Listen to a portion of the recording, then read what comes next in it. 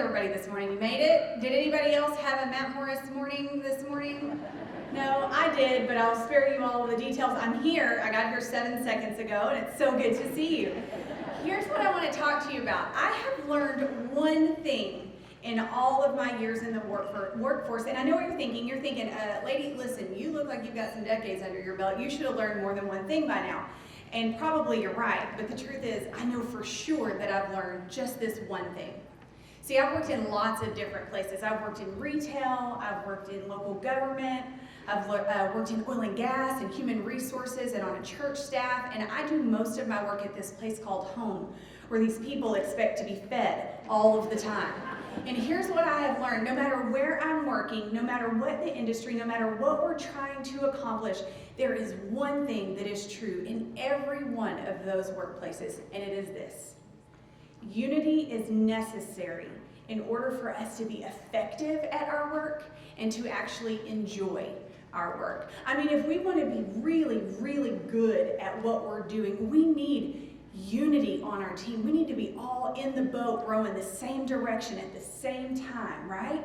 And in order to really be able to get up in the morning and not, when the alarm goes off, not be like, no, I can't deal with those people again today. To really actually enjoy going to work, we need unity on our team. We need connection with our people. But lots of things get in the way of unity, don't they? I mean, think about some of your really toxic work environments. And you guys tell me, so we're going to do this a little different this morning. I'm not just going to talk at you for an hour. I'm going to ask some questions, and I want you to engage, because otherwise it's too early. There's not enough coffee in you yet. So you tell me, somebody yell it out like real loud and real proud, what are some things that get in the way of unity on our teams? Ooh, gossip, yes. Yes, that. What else? Egos. Yes. What else? Competition. You guys are doing my whole presentation already. Good job. What else? Lack of common vision. Is that what you said? Yeah, absolutely. What else? Negativity. What was the other one? Communication. You guys are so good. We're going home. You guys just pack up. We're done. We're done. Of course, all of these things get in the way of unity. Do you know why? Because people are involved in all of those things. Is that, I mean, there are giggles because you're like, yep. I heard a pastor say one time, I love my job except for the people. And it's so true. It's so true. So if you were to say to yourself, okay, listen, if you're following along in your packet and you're like, hey, she should have advanced a slide and she didn't, give me a sign. It'll look like I'm supposed to still third, but give me a sign and I will just advance. So look, you already answered the question, you're ahead. Okay. So if you were to say, okay, we've got this people unity problem, and I need to figure out how to fix it. So what I'm going to do, I'm going to get on the Google, and I'm going to search up how to fix a unity problem on my team. Do you know what you're going to find? You're going to find lots of articles that are geared toward equality and leadership, establishing open communication and trust and defined goals. And y'all, all of that stuff is really important for unity on a team. That's good stuff. But you know what almost none of it will tell you? How to make people act nicely toward each other. Nothing's going to say how to make grown-ups act like grown-ups in the workplace. And so that's why today what we're going to talk about is not how you can use your leadership position and your position of authority in your workplace to influence others for unity. That's not what we're going to talk about. What we're going to talk about is how to use your humanity. How to use just being a good old-fashioned person to influence others for unity on your teams. Because this is the truth. We all have incredible influence over the people around us. Incredible influence in ways that we maybe don't even realize we have. And often I will go into workplaces and I will talk to teams and I will tell entry-level employees, you have so much influence over the people around you, because they do. But the truth is, if you hold a leadership position, you have an even more opportunity to influence the people around you. People are looking toward you. But even still, I'm not talking about using your position. I'm talking about using your humanity. I want us to really be focused on how we use our influence for unity in our workplace. Because the truth is, this great influence we have, we influence the people that we live with. I mean, that's true, that makes sense, right? We influence the people that we work with. Okay, think about it. You know that one person on your team? Everybody's got the one person on their team, right? The one. If he looks at you like that one more time, at the very best, you're going to key his car, and at the very worst, the police are going to go. Y'all know the one, right? Okay, so you got that person pictured in your mind. Don't say their name out loud, and if they're with you, do not be like, side-eye, right? Okay, you know the one. You have influence over that person.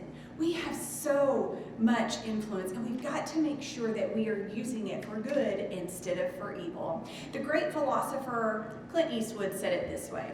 He said, it takes tremendous discipline to control your influence and your power that you have over other people's lives. That means, y'all, we've got to choose how we're going to use our influence day in and day out, and interaction by interaction, and frustrating person on our team by frustrating person. We have to choose, how are we going to use our influence? Are we going to use it for unity? Or are we going to use it to divide? Because every time we interact with another person on our team, we have chosen. Why does it matter? Why does it matter so much that we be unified and that we use our influence in this way? Well, first of all, because it is exhausting. Oh, there's some stuff. It is exhausting. I'm terrible to clicker. It is exhausting to go to work in a place full of division, is it not? Can we agree about that? It is exhausting to go where it's just tense all the time, and there's drama and there's conflict all the time. It's exhausting. And you have the opportunity to influence your team so that it's not as exhausting. You have the opportunity to influence your team in such a way that they actually enjoy the work more. They actually enjoy each other more. And then the byproduct of that is you actually enjoy going to work more too. And so we have to choose. The second reason that we must choose is because productivity suffers when division is thriving. When division is thriving and everybody's pulling in their own directions, productivity suffers. In fact, there's some studies that would show that productivity will increase by 20 to 25% if you can just get your team connected and unified. And why is that? Very practically, because I can spend pretty easily 25% of my day talking about people behind their back and stirring the pot and complaining and being negative and all of those things and not actually doing work. So if I can just get myself focused on the right things, now I'm actually doing 25% more work. Just practically, it makes sense. So today we're going to look at, as humans, how do we use this great influence that we have over others to make sure that we are doing things that unify. The Association of Talent Development says that there are 2 ways to unify a team. And the first is when people care about their team's goals. And somebody mentioned having really clearly defined goals. Absolutely, that helps us make sure we're all going the same direction. The second thing that the Association of Talent Development said is that we are unified when we care about our teammates. So we're not going to spend time today talking about goal setting. There are lots of different industries represented here, lots of different directions that people are going. Here's what I'm going to say to you about goals. Set them, communicate them clearly, and communicate them often. That's all I'm going to say about goal setting. The rest of the day, we're talking about caring for your teammates. I don't know where that one came from. We're caring about your teammates, I'm telling you. Okay, so we're going to dive right in. We're going to look at 6 different ways. If you're a note taker, we're looking at 6. Go ahead and put 6 bullet points down, or you can put the letters A through F if you're like me, you want to know where we're headed and you don't want me to screw up your notes. So that's what we're doing. We're going to talk about 6 different ways that we can use our influence for unity on our teams. The first one we're going to talk about is acting patient and humble. Now raise your hand for me, and I mean seriously, raise your hand. Raise your hand if you're like, you know what? Patience is my best thing. It comes so naturally to me. I am really good at patience. There's 1, there's 2, all right, there's 6 of you. And that's pretty true. There's usually a few, and we are so happy for you. Also, we hate you just a little bit. Okay, it's because the rest of us, right, we're like, man, I need to be more patient. I need to be more patient like yesterday, right? Somebody make me more patient yesterday. That's how we roll. Well, that's the camp that I fall into. And I am not going to put my stuff on you, but I am going to tell you what my impatience causes in me.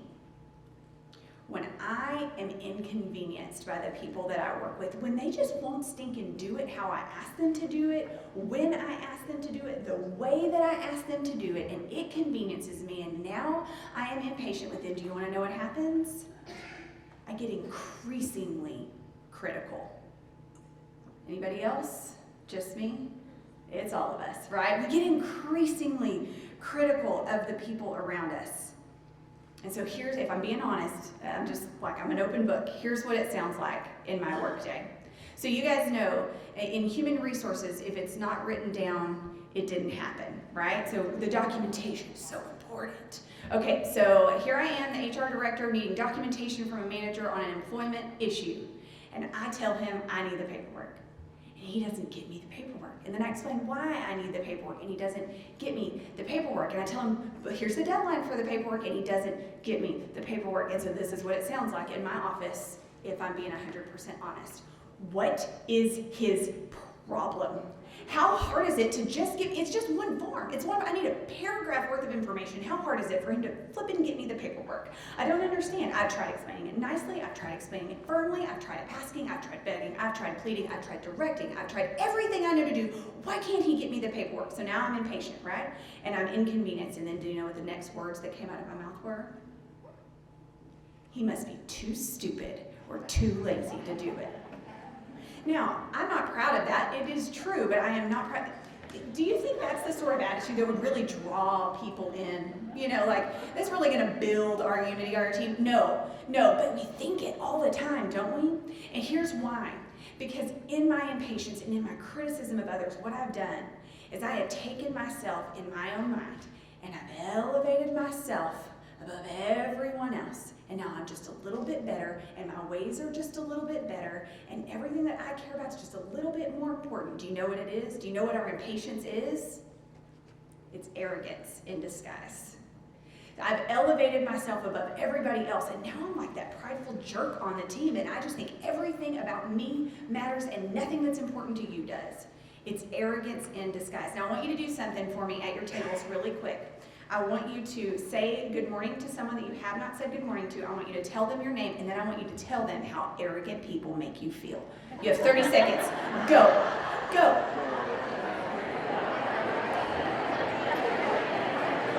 All right, y'all come back to me. Okay, what's the general consensus? Everybody loves arrogant people, right? You're like, man, those arrogant jerks, I just want to hang out with them more. I want to coordinate some sort of after-drink cocktail situation with him, or after-work cocktail. I want to spend more time with him, right? You love the arrogant people? No, of course not. And so if we don't like them, turns out they don't like working with us when we're the ones being arrogant. That's where humility comes in, because humility is the freedom from pride or arrogance. If we're going to have any shot at being patient with our coworkers, with our teammates, we are going to have to humble ourselves and bring ourselves down in our mind to where everybody else is and be on an even playing field. We're going to have to do it. We've got to drop the arrogance act. See, because if I care only about my concerns, my desires, my priorities, my direction, my thoughts, man, that's where relationships start to break down, right? You see it in marriages, you see it in friendships, and it's true at work. If we want to just be about me, if I'm the number one all the time, relationships will break down. There is no way there can be unity on our team. So if we are going to use our human influence over others for unity, we're going to have to figure out how to bring ourselves down a notch in our own mind so that we can actually be patient with those people that we're working with. And what does that look like? Let's say you're implementing a new software. All right, and you got it figured out 3 weeks ago, and they can't seem to figure it out, and it's bringing the whole team down, it's creating all these issues and all these circle backs and all these do-overs. How are you going to interact with that person on your team who can't figure it out? Man, you got to bring yourself down a notch. You got to be patient. You got to see, is there a way that I can help? Is there assistance that I can offer? Is there encouragement that I can offer? And then when they get it, man, we got to celebrate with them. But we get to choose. Every single interaction with every single teammate, we get to choose. Will I be patient and humble? Or I'm going to be the arrogant jerk that nobody wants to deal with? And when we choose, we are choosing about unity or division on our team. Now let's look at the next thing. Let's look at being positive and optimistic and how that could influence others for unity in our workplace. Now, can you guys think of anything? I racked my brain. I can't think of anything that sucks the energy out of a room faster than the chronic complainer. Do you guys know the chronic complainer? I mean, they never have anything good to say about anything. And you see them coming across the building, and you're like, oh crap, I'm stuck. I can't get out of it, because once I'm in it, I'm stuck, and it's going to be at least 15 minutes of just like an onslaught of all the things that are wrong in this place. Do you know the chronic complainer? I mean, you're like, somebody pull the fire alarm. You're looking for a way out. Do you know the chronic complainer? If you don't know the chronic complainer, what am I going to say? Yeah, you probably are the chronic complainer. Yeah. And actually, here's the truth. We probably all are the chronic complainer. Do you know there was this crazy study done, and the results of it showed that in a typical conversation, people tend to complain on average of once per minute. That's a lot. And my sweet husband says that I use so many words to say things. That means I'm not going to be done with the first complaint before I'm just launched into the second one. It's a lot of complaining. Does anything suck the energy out of a room like a chronic complainer? No. Now here's the problem with all of this complaining. A few things happen when we are complaining all of the time. The first thing is it is contagious. And it spreads like wildfire. What's your name? Hey Rachel, good morning. Let's say Rachel has decided she's lonely at this table, and she's going to the table right behind her, and she's going to complain to them about the temperature in this room and how they didn't have enough drink choices this morning, and how she really thinks there should have been more gluten-free options. And so she's gonna go back and she's gonna start complaining about those things. And then the next thing you know, those ladies at that table, they're going to be turning around to the tables around them to be like, and do you know there's not enough parking? Do you know I had to park on the 3rd level? And then they're going to be talking about all of the other things that are not good, and it's going to just spread all over the room. And then over a course of time, nobody has anything good to say about anybody or anything. Have you experienced this? This is a legit thing. The second thing that happens is if I complain about the same thing long enough, division develops. Do you know why? Because if I've complained about the same thing long enough, you're forced to choose. Are you with me? Or are you against me? And if you're against me on this one, I'll just tell you all that arrogance I've got, I'm probably not giving you a chance to be on my side next time. You know what I mean? Division develops. And I would say that that's just something that I've made up, except for I've seen it happen. I worked with a team of accounting ladies one time, and they had some complaint years and years before, but then they all just continued to work together in perfect disharmony. Like nothing about them was getting along. And they complained until they were split into two very distinct groups. They sat on different sides of the building, and this is how it went.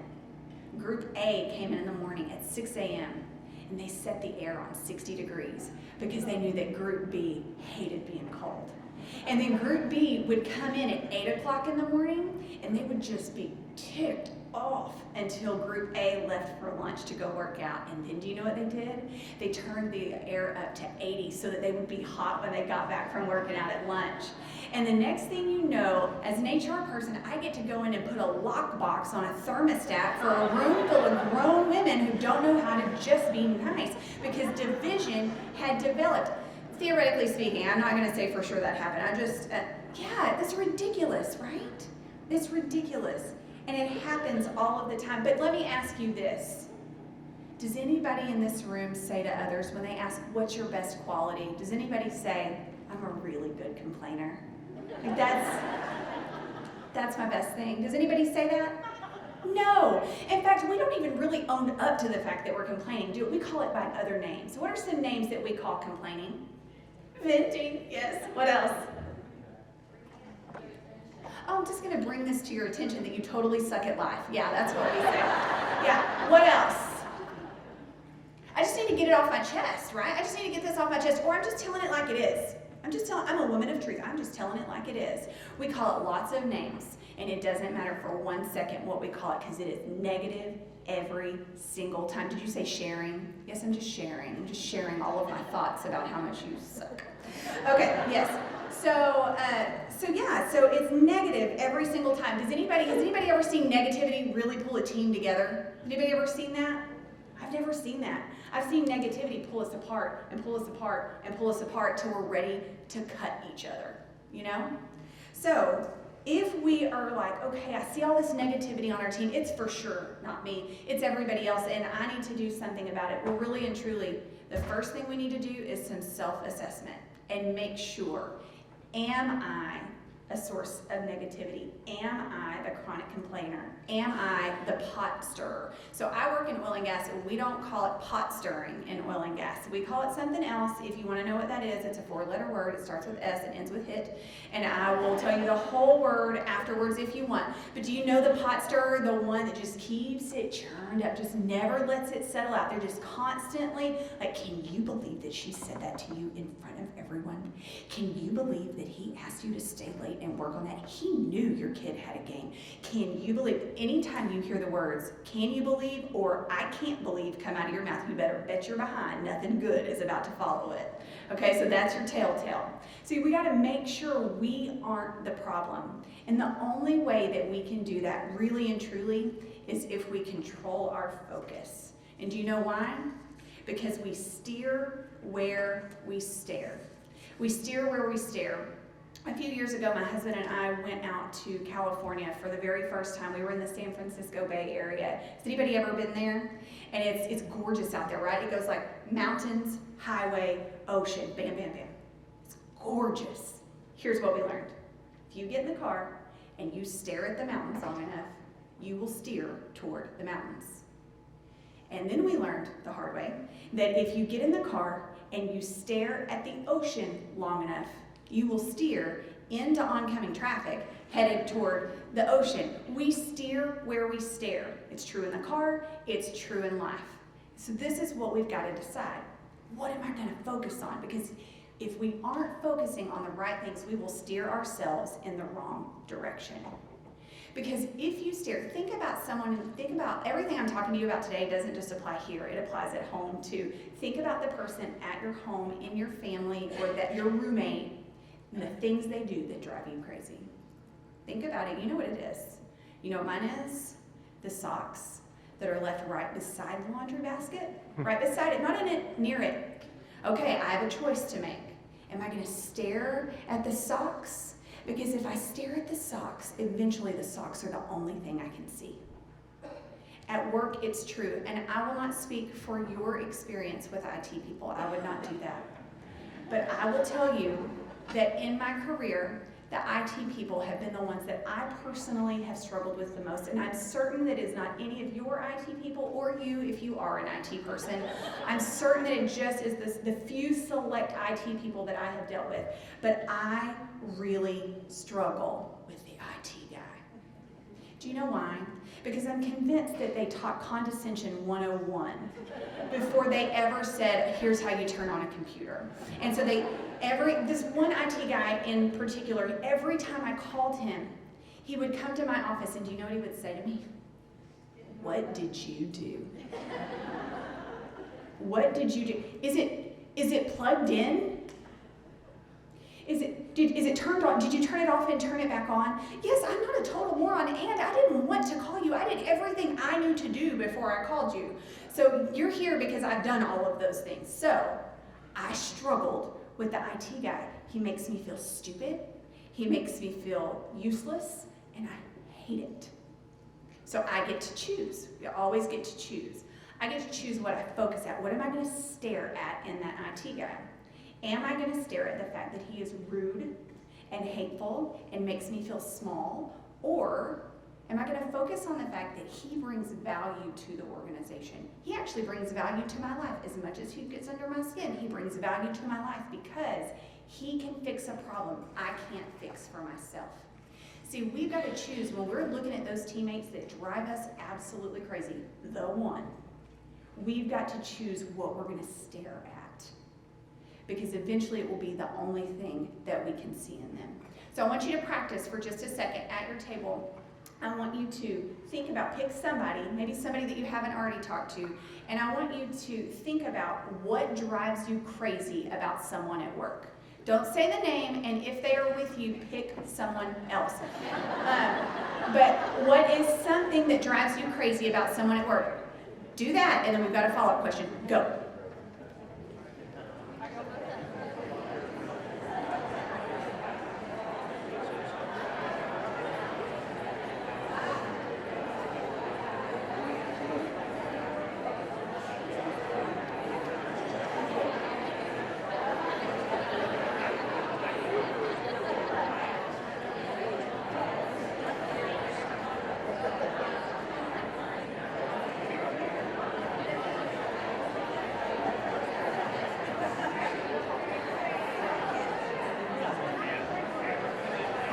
Guys.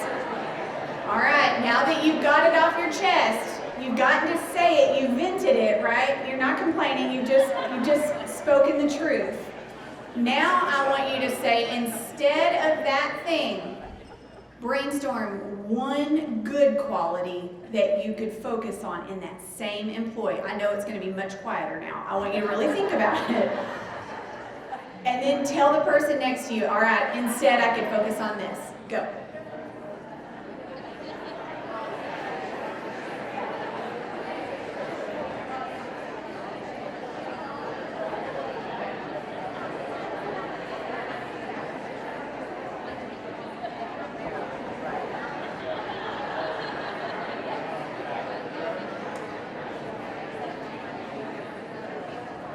All right, that was a much less lively discussion, but you did the work and I'm proud of you. All right, so why does it matter so much what we're focusing on and what we're staring at in our teammates? Because the truth is we share. We don't just keep it to ourselves, do we? If we are thinking it, it normally comes out of our mouths to someone else on our team. And so if we are focused on the wrong things, then we are critical and nitpicking and negative, and we talk bad about people behind their back. And every time we do that, every time that I share something negative about a teammate, now you have to pick. Do you agree with me, or do you have a different opinion? See, division, right then, as soon as I put somebody in the position to choose. But on the flip side, if I'm focused on the good stuff, if I'm looking for the things that are endearing or valuable, and those are the things I'm making myself focus on, then those are the things I'm talking about to people. And now I'm talking about value that's being added, and I'm talking about good things, and I'm giving the benefit of the doubt, and I'm assuming the best instead of the worst. And that starts to trickle throughout the organization as well. The other thing that we can do to really combat all of this negativity is to, I don't know what that is. Oh yeah. A slide that I didn't show you. Somebody give me the sign. I told you. Okay, the other thing we want to do is be intentional with our positivity and our optimism. So that means I can't just passively decide I'm not going to be negative. But it means when everybody else is standing around being negative, I'm going to be the source of positivity. I'm going to be the one who's looking for an in to say something good. So when everybody's standing about the water cooler talking about the one, and you're like, oh, pick me, I've got things to say, I've got things to add to this. Instead of doing that, you say, I know, but. Another powerful phrase. I know, but. I heard him saying like he's got all this really significant stuff going on at home, and maybe that's why he's being so unreasonable today. See, I didn't take the one side totally, but I kind of stopped the conversation in its tracks, because the people who were standing around talking about it, they're like, wait, I thought she felt the same way. Does she not feel the same way? Is this not a safe space to say all of these things? And all of a sudden, just the shift in the conversation starts to change the tone on the team. Does that make sense? It doesn't take a lot of crazy over the top. You don't have to be, Susie Sunshine all of the time. I want it to be genuine, but make sure that you are looking for places to be positive and optimistic when everybody else is gloom and downtrodden and negative. Does that make sense? Here's why. All of that complaining and all of that negativity is contagious, like we talked about. But do you know that positivity and optimism are as well? it's catching. It's a little slower to catch, but it is catching as well. So I worked in this oil field office where everybody kind of just like grunted good morning to each other. It was like, and it was either that or you got the bird. It was one or the other. And so it was like, that was the greeting. It's oil and gas, it's what we do. And so that's how you said good morning, but it was not very warm or very fuzzy. Well, we had the audacity to hire this sweet girl named Emily. And it's like she fell off of the sun. She was just so bright and so warm and so cheerful. And she would come into our office where everybody's like, and she would come in and be like, good morning, how are you? And we're like, what? I don't even know what to do. It's too early. It's too early for all of us happy at first. And then the next thing you know, everybody was kind of greeting each other. Nobody was flipping each other off in the morning. We were just being like polite. It was the weirdest thing. So positivity, optimism, those things are equally contagious. And those are things we have control over. We have control over what comes out of our mouth. We've got to make sure that we are using our influence to be positive when nobody else is. And when we do so, we are influencing our team toward unity. Let's look at the next thing. The next thing that we can do to influence for unity is cutting out comparison. Now, did you guys know that people compare themselves to other people? I didn't know this. I had to see a documentary about it to figure it out. Personally, firsthand, I don't know this. Just kidding. We compare all of the time. And I used to think it was only half of the population that did that, and then I worked with men for a decade, and I learned, no, it happens all of the time. We all compare. What are some of the things that we compare? Yell it out. Hair, clothes, Pay. body's face, pay, talent, vacations, homes, cars, spouses or lack thereof, children and how they behave in public, all of the things, name it, right? We compare all of the things, and then we put our phone down and we stand up and get out of bed for the day. And then we go to work, and then we are comparing things like pay and title and position and job assignments and all of these other things. And we're in constant comparison with everybody around us. It's no wonder that we're exhausted all the time. Don't you agree? Here's the problem with all of that comparison. It's competition. All of that comparison takes teammates and it makes them competitors. Do you know why? Because the whole day, as I'm comparing myself to you and you're comparing myself to me, or yourself to me, we're trying to figure out who's winning. Who's doing better? Who's on top? Do I need to try harder? Oh no, I can coast. I'm already winning. We're in constant competition with each other. And I don't think that's the way to unify. Do you think competition is the way to pull people in, or is that the way to get people going in all their own directions, trying to be the best, trying to be number one? So I'm going to submit to you today that we should use our influence. Instead of comparing, we cut that out and we seek to be a complement to the people next to us. A complement. That means I want to make sure I'm doing the very best job that I can, so that it's easy for the person next to me to do the very best job that they can. It means I'm going to look for ways to encourage and support and motivate and build up. It means that I'm looking at how are we different and why is that a good thing instead of why is that a bad thing and who's winning. I work with a lady right now. She and I are absolute polar opposites. Y'all think about the people you work with and see if you can identify. She's all big picture and vision and fluidity and flexibility, and we'll get it done when it gets done. And she's so easy to work with. And I'm all structure and rigidity and give me a schedule and can we color code it and how are we going to make this happen and give me a strategy. And we're a great complement to each other. We could drive each other absolutely nuts. But instead, we are constantly seeking how, okay, she's good here.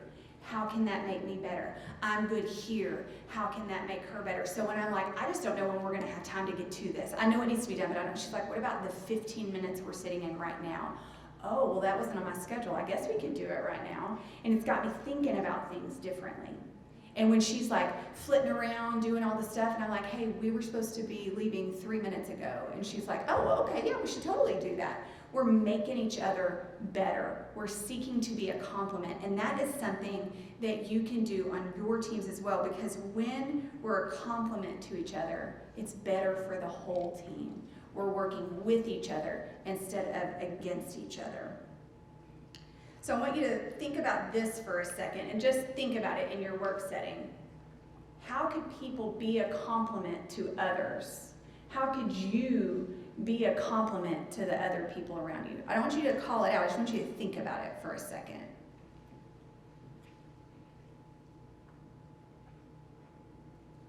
Sometimes we don't have time to just think about it.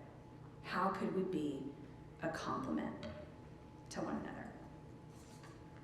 There was this survey done a few years ago, and 97% of employees and executives said that lack of alignment within a team impacts the outcome of a task or project.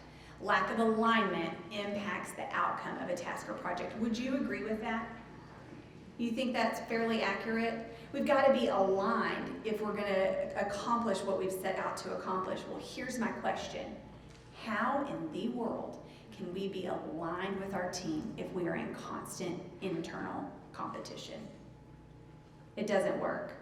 If you think about your team as a human body, you know when the human body, when all the parts of a human body are doing what they were made to do, smooth sailing, high functioning, things are just happening. As I approach 40, here's what I'm learning. That doesn't happen all of the time, right? Let my bottom of my right foot start hurting like it did last fall, and then I baby it, and then I kind of do something weird with this left hip, and then that's not quite right, and so now I'm like just tense all the time, and at the end of every day I've got a headache, and it's because my right foot wasn't acting how my right foot was supposed to act. The same is true on our teams. If you think about your team as a human body, we've all got to be doing our part really well. Not trying to do other people's parts, but doing our part, being a complement to all of the other parts. Think about it this way. You've ever seen jealousy on a team where somebody wanted something that someone else had and it tears that team apart, right? It would be like my hand being jealous of my eye and being like, man, I don't know why all the eyes get the attention. Everybody's always like, the eyes are so beautiful. The eyes are the doorway to the soul. It would be like my hand being like, well, you know what? I'm going to be an eye today. That's what I'm going to do. I'm going to be an eye today, and I'm going to do it really, really well, except for that's not its job. We've got to make sure that we are doing our job so that we're not dysfunctional or low functioning as a team. Every single one of us has to do our part to complement the others. And you get to choose whether you do that or not. And when you choose, you are making a decision about unity on your team. Let's look at this next one. Deferring to others. Oh, yay. Yeah, this is a hard one. Do you know why? Because we live in a super me-focused world. Is that fair? I mean, technically we live in an I world, right? iPhone, iPad, all the things. Everything's about me. It's about what matters to me, what I think is important, where I want to go, what is on the top of my list. Everything is about me. And that is a very divisive way of thinking. You don't believe me? Take a look on the news, right? Flip from station to station. The U.S. is full of division because everybody's thinking about their way being the best way. So if that's so divisive, we got to figure out how to not focus on me in the workplace. Think about it this way. So there's supposed to be about 350 of us. There are some stragglers this morning. They're stuck in the same traffic I was. But if all 350 of us were in this room and we were all focused on ourselves, our priorities, our opinions, our goals, our tasks, our projects, and it's just about me, and we're all going 350 different directions, does that unify? No. But if all 350 of us are like, you know what? I'm just going to focus on others. There's only one others. So just by that shift in our thinking, we are now going in toward each other instead of out in 350 different directions. So here's what I want you to do at your tables. I want you to brainstorm, what does it look like to actually put others first at work? Go.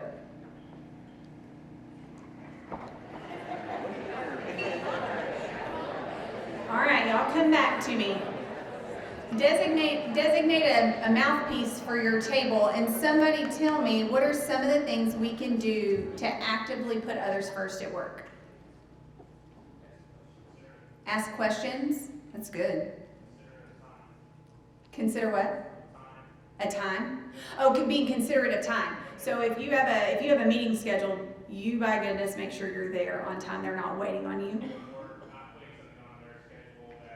Oh yeah. Yeah, making sure that you're being reasonable with what's all on their plate. That's good. What else? Listening. Oh man, and that's so different than waiting on your turn to talk. You know? Yeah, listening. What else? Giving them your undivided attention. Does anybody else struggle when somebody walks in their office and they're already on their phone or their computer and you're doing something and they've obviously interrupted you, but you're just like, yeah, cool, yep, that sounds good, thanks so much. And they leave and you're like, what did we just talk about? And did they feel valued? Absolutely not. So that's a great one, giving your undivided attention. I have a boss who every time I walked into his office, he swivels in his chair away from his laptop and he says, what's up? And I say, is it a bad time? He's like, it's never a bad time. What do you need? Yes, puts me first. What else?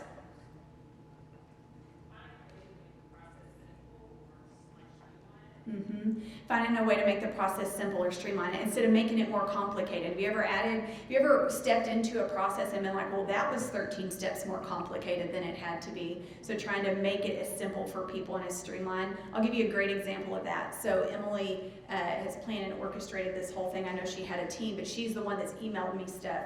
And right when I needed it, every time, here came the information, and here it came well organized, and here it came exactly so that I didn't have to ask questions. She made it easy on me. What else? I really like to note several slides go in comparison.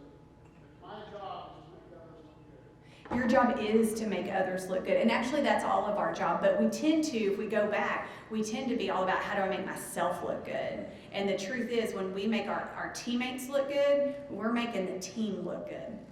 What else? I said when less than unique behavior is exhibited, don't lose your focus in dealing with that person. You exhibit the behavior yourself. Okay, so when somebody's not acting up to the bar that they should be acting up to, don't lose your patience, continue to be patient, and you exhibit and model that behavior. That's good. It's hard, but that's good. What else? How else do we put others first? Being seen, not viewed. Somebody says, good to see you. It's good to be seen, not viewed. That their humanity is seen. Not that their physical person was seen and passed by, but I see you, I know you, I care about you. That's what we're talking about, caring about each other. You know why that's hard? Because I'm busy. It's hard to really see people when you're busy. It takes intention. What else? Practicing empathy. Hey, don't hijack my presentation. We will be on that on the very next bullet point. All right, well, what else? What about this, y'all? What about when you've got somebody on your team has a mindless, menial task that needs to be done? And you got your own stuff to do, but you know that task they're having to do is terrible, and you step in and help them with it. I had a supervisor one time, this is back before we did digital files, so we had employee files and they were all paper, and so all week long you're just chunking stuff into a stack to be filed on Friday. And on Friday afternoons I would have a stack I couldn't run and jump over, and I would take it to the file room. And when she was able, she would come in and we would turn on music and talk and file. And it went so fast. And she could have gone home early on a Friday. She could have gotten ahead for next week. And instead, she chose to put me first. It's amazing. What about figuring out how people need to be communicated with and changing your communication style? See, we tend to think, oh man, this is how I communicate. But the truth is, I've worked with people that they want a bullet point list, and that's all they want. They want the opportunity to ask a question later, but mostly they just want me to give them the details and get out of their way. And then I've worked with people, I've lived with people, my sweet mother, if you ask her what time it is, she's gonna tell you about the beginning of time. And then she's gonna tell you about how people then decided it was necessary to track time. And then she's gonna tell you about the development of the watch. And then she's gonna tell you what time it is, and by then, you don't care. Okay? All right, so there are people who need all the details, they need all the background, and then there are people who do not. If we're gonna put other people first, man, I think about what do they need? How do I change what I do to be what they need? That's deferring to others. Here's the deal. Putting other people first at work, simple in concept, isn't it? Like, I'm just gonna put others first, done. It's hard in that we care about ourselves so much and we think about ourselves so naturally first.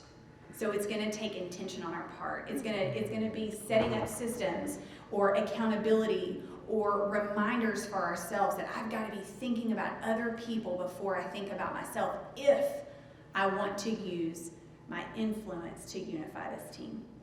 Remembering that the reason that matters is because we want to be good at what we do and we want to actually enjoy doing it. Let's look at empathy. Who said it? Raise your hand. Who said empathy? Thank you, hijacker. So, empathy is understanding or sharing the feelings of others. And so when I say empathizing with our team, y'all, this is the most practical way to care for the people around you, is to really walk through those highs and lows with them. And I'm not just talking about at work. I'm talking about life highs and life lows, and really being present with them as they go through those things. Tell me, give me an example. What are some highs that somebody might walk through? First baby. First baby. Oh, it's a high and a low. All right, what else? Promotion. Yeah, what else? They got married. Also high and low. What else? They what? Bought their first house by themselves. They're grown up now. What else? They hit their sales goals or they crushed their sales goals. Yeah. How can we celebrate with people in those highs? Yeah, recognize it. We're going to see them, right? We're going to actually see that it happened. We're going to acknowledge that it happened. When it's possible, we're going to celebrate it with them. We're going to be excited, and it's not going to be just like we're just saying it because we know we're supposed to say it, and we never ask them like, congratulations on that baby. And then 3 weeks later, how you doing? You know, making sure that we're really walking through those things with them. Now, name some lows for me. What is it? Health problems, yeah. Death in the family. Say it again. Problems with children. Let me tell you by my morning. All right. What else? Money problems, marital problems, divorce. What about work? What are some lows at work? Overload, burnout. I didn't hit my sales number. I hear layoffs are coming and I'm on the block. Evaluations, dun dun dun, right? Evaluations, yeah. And especially if you've got coworkers who they're going through their very first evaluation, they are a nervous wreck. It's a great time to walk through that with them. How can we do that? And the things that we've named, how can we walk through the lows with people?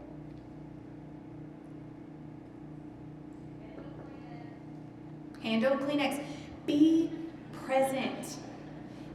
Just be there. Sometimes you don't have to have the right thing to say. You just need to be there. They just need to know that somebody sees them and that they are not alone. It's huge. Now, here's what I'll tell you.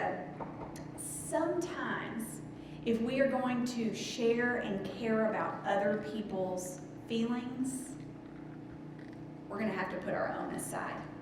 See, it's really easy for me to be excited for your promotion unless I was up for it too, right?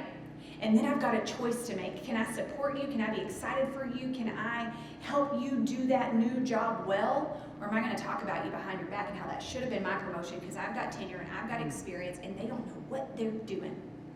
We get to pick. And when we pick, we're choosing unity or division. It's real easy for me to be heartbroken if you lose a loved one. That makes perfect sense. But what if funerals make my skin crawl? And what if they had the audacity to schedule that funeral on a Saturday? So I don't even get to miss work for it. Now I've got to go on my own time. And listen, on that particular Saturday, I've got big plans. Big plans. All of my people are going to be gone. I'm not wearing restrictive undergarments, and I'm watching Netflix all day long. I got big plans for that Saturday. Or okay, fine, if you want different plans, fine. Then I'm going on a very great golf weekend with the buds, right? We've got big plans. I've got a choice to make. Am I going to go be the support system that teammate desperately needs? Or am I going to be more concerned about my feelings about funerals or how desperately I needed that Saturday? Every time we choose, we are choosing unity or division. And here's how I've seen it play out for real life. There was a lady I worked with for years, and she was the card lady. She brought cards for every single holiday for everybody in the office. Y'all, I'm talking about the stupid holidays, the ones that you're like, why is that on my calendar? She brought cards for everything. I got promoted to HR director, and do you know what she brought to my office? What?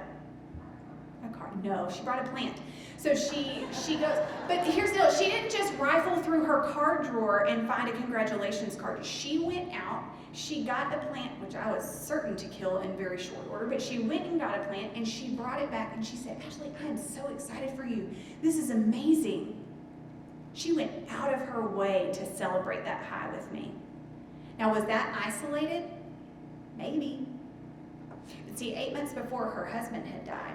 And I went to the funeral and I got the little program and I wrote down all of the important dates. And as those dates came up, I checked on her. I said, I'm praying for you. I sent her songs that I thought might encourage her. I made sure she knew she was seen and not alone. Was that isolated? Or did I feel compelled to do that because she cared so much to spend and celebrate the holidays with her teammates? Do you see how we were both making decisions about unity?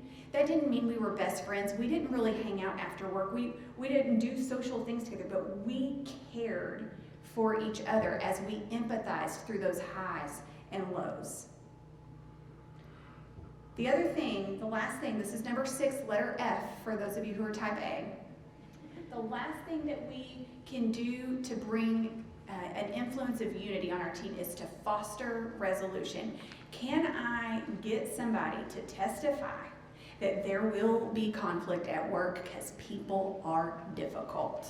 Yes. Okay? So people are difficult. They're not going to do it when I want, how I want, and the way I want. And so there's going to be trouble. They're going to be difficult. They're going to bring their bad attitude and their baggage from home, and they're going to be difficult. If we are going to be influences for unity at work, we are going to have to make sure that we are fostering conflict resolution with respect and integrity.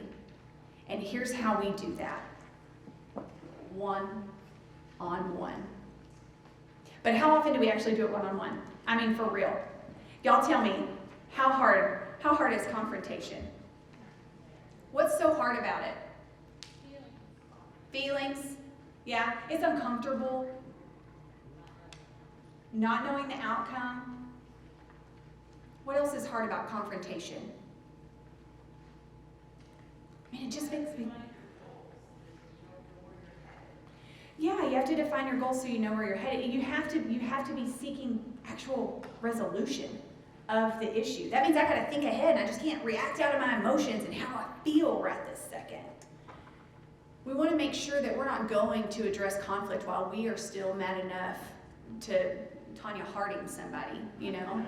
Like, we got to make sure that we've got cooler heads, but we've got to go one-on-one and address conflict one-on-one. Do you know why? Because if we address it one-on-one, there is a chance we can be resolved. There is a chance that we could actually be stronger on the other side of the conflict. But if I don't, if I go and talk to everyone else about the conflict, I've now put everyone else in the position to choose sides. Division. And so it is critical that we are seeking to resolve conflict one-on-one. And the easiest way to do that is to try to see things from somebody else's perspective. Because so often we see the fruit, we see the outworking, we see the hateful emails or the rude comments or the whatever that creates the conflict, but we don't realize that that fruit is attached to some roots that run deep that we can't see. So if we will just for a second try to put ourselves in someone else's shoes and see things from their perspective, it can change everything. I worked with a girl one time, she was the reception for our company, and when you walked in the building, you were in her office. And all of our offices were off of her office. It's like Grand Central Station in there. Everybody's in and out all the time. They'd take her scissors, they would use her pens and not put them back, they would, just put stuff, it was a drop point for everybody, and she had had enough. So she gets to work one morning, and boy, she fires off an email that would make your skin melt. And she sent it to everyone in our office, including both of her bosses. And it was like, I'm not dealing with this anymore. I'm not taking it. I feel so disrespected. This is not okay, and I'm not going to stand for it. I mean, just mean. And I'm like, I got a keyboard and nothing but time, right? So I start fabricating my response. I'm just putting it together. And then I'll admit to you, I reread it so that I could adequately address all the things that I thought were wrong with her email. And when I reread it, I realized that how angry she was did not match the actual problem. She was too mad for the problem. And I thought, I'm just gonna let that sit. I'm not dealing with that right this second. Well, a few hours later, I got busy. She comes around and she goes from office to office to office and apologizes to everybody that she had fired that email off to. And she said, I'm so sorry. And she tells us about these really significant home life issues. And that the email, the desk thing was just the final straw. Have you ever been there where your home life leaks into your work life? Of course, we all have. That's why we've got to try to see things from other people's perspective. Because that got to be addressed one-on-one, I got to ask her how I could support her, what I could do, could I feed her family, and all of these things. And we ended up a much closer team because of the conflict. But if I had responded how I wanted to respond, it would have been nuclear. So we've got to make sure we're using respect and integrity and trying to see things from other people's perspective. And the main thing is we want to make sure that we are seeking to be resolved instead of right. Ever been in a marriage argument? Ever been in an argument with a coworker? When I'm trying to be right, listen to me. I will use my words to hurt you. If I'm trying to be right, I will pull no punches. I'm going for the kill. But if I'm seeking to be resolved, if I just want this fixed, man, my tone's different. My word choice is different. My delivery is different. We've got to be about being resolved when there is conflict, not right. And every time we make that choice, we're using our influence for unity. Now, I want to tell you about my epic screw up, because I think sometimes speakers stand on a stage and y'all are like, oh man, her life must just be so harmonious with everybody. She's just unified with everybody all the time. False. So the truth of it is, everything I've talked to you about today, I've learned the hard way. I've done it wrong, and then in a correction, I've learned that what I'm saying to you actually works. So I worked for this company that went out of business. When they went out of business,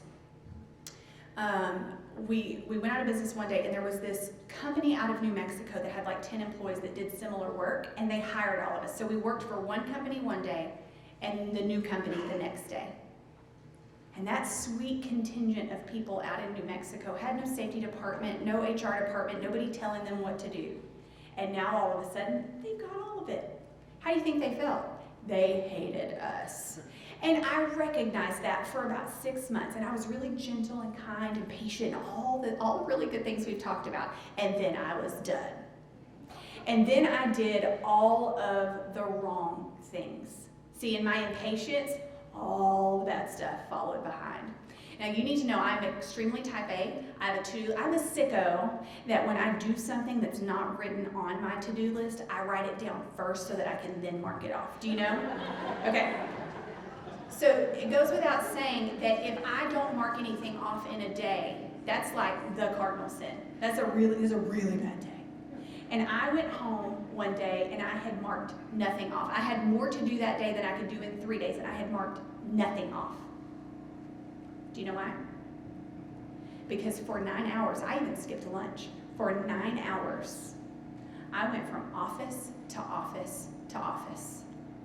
And I was arrogant and impatient and critical and negative, and I compared and decided that I was winning, and I put myself first, and I stopped thinking about anything from anybody else's perspective and what they must be feeling like, and I did not for 1 second seek to be resolved. I was seeking to be right, and I shared that with everyone for 9 hours. What our workplace felt like at that time was tense and divided, and everybody hated New Mexico, and New Mexico hated everybody, and it was awful. That's when the flip-offs started. That's when the grunting started. It was terrible. Going to work was awful in the morning, and nobody knew that there was anything wrong with it. And I looked at my day and went, how did I not get anything done? Oh, it's because I was awful for 9 hours. I gotta make this right. So I went to work the next day. I took the receptionist's note out of her playbook, and I went back office to office to office, and I said, y'all, I am so sorry.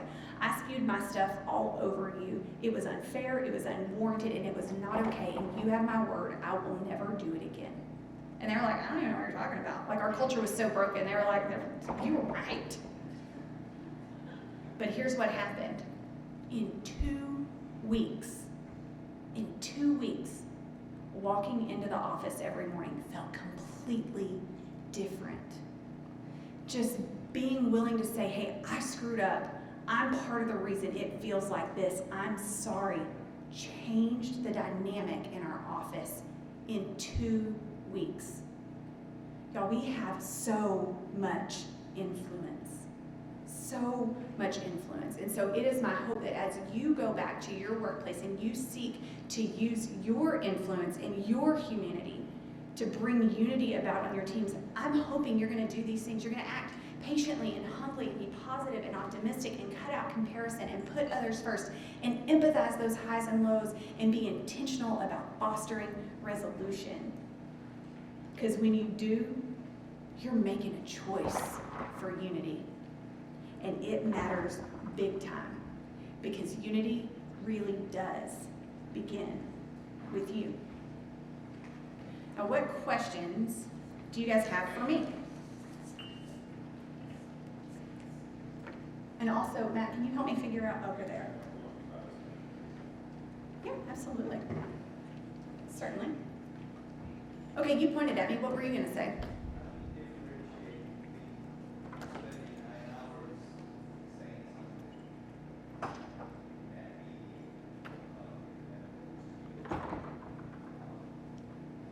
How do I determine which thing made a difference? Well, I know for sure that our culture was that we all did that most of the day. We were doing very little work and a whole lot of complaining and negativity and all the wrong things. The only thing that changed was one day somebody showed up and said, I'm sorry, that was wrong. And then the culture began to change based off of one interaction.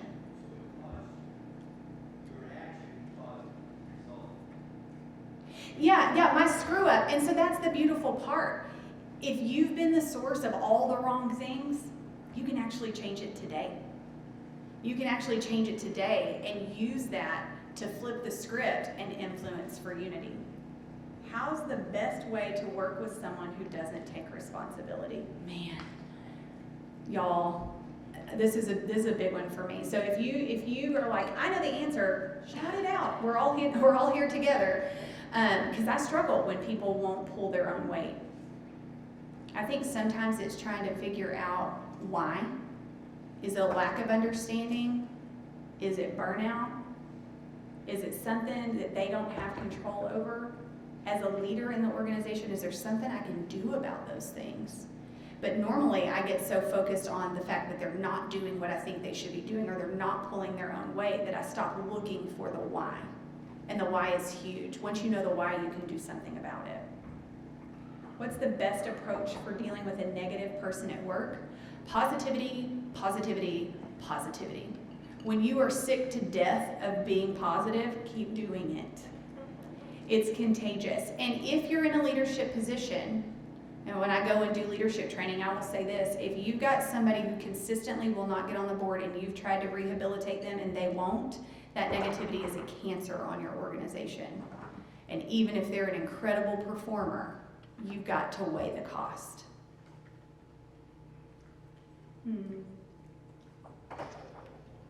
Okay. Any suggestions for actively practicing unity within a team? Well, I think you've got to be intentional about seeing each other. Are we having opportunities to talk about things besides work? You know, work stuff is important, but we spend so much time there. We spend our lives there.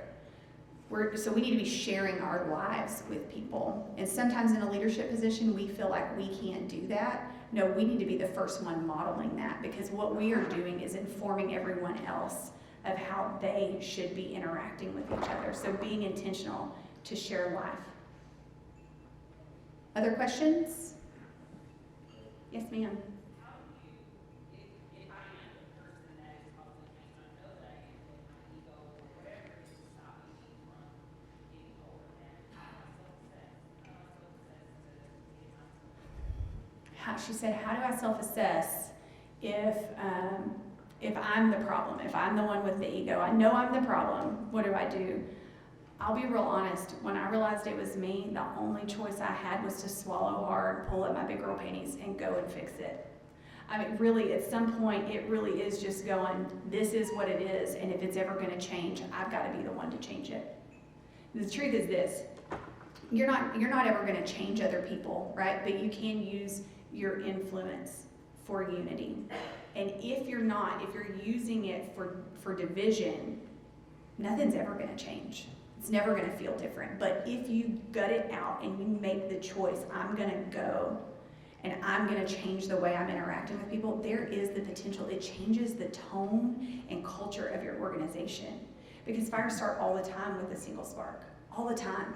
We just have to be the ones that are like, okay, I'm going to set my team on fire. And mean it figuratively and not literally. Any other questions? Y'all, thank you so much. It was so good to be with you this morning.